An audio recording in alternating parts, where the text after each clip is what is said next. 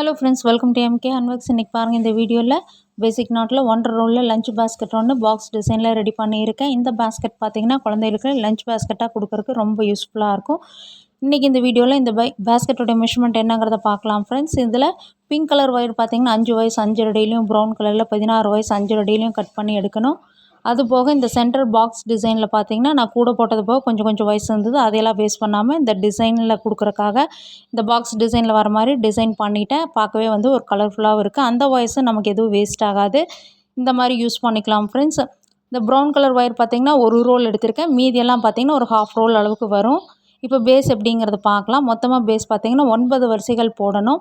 Cut பண்ணி வச்சுருக்க வயசில் first pink colour wire join பண்ணணும். அதாவது சென்டர் லைன் பார்த்திங்கன்னா pink colour running wire use பண்ணியிருக்கேன். பிங்க் கலர் ஃபஸ்ட் ஜாயின் பண்ணிவிட்டு அடுத்தது ப்ரௌன் கலர் ஜாயின் பண்ணுங்கள்.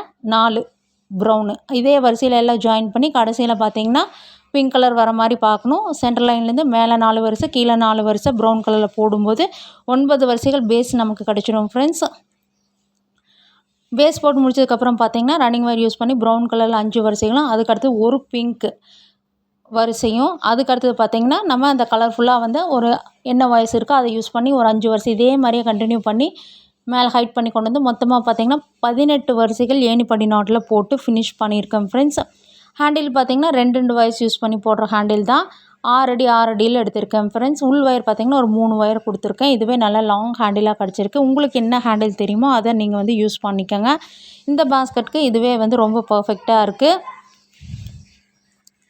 பேஸ் பாருங்கள், நல்ல ப்ராடாக இருக்குது. திங்ஸ் எல்லாம் நிறைய யூஸ் பண்ணிக்கலாம். நான் குச்சி சொருகியிருக்கேன்.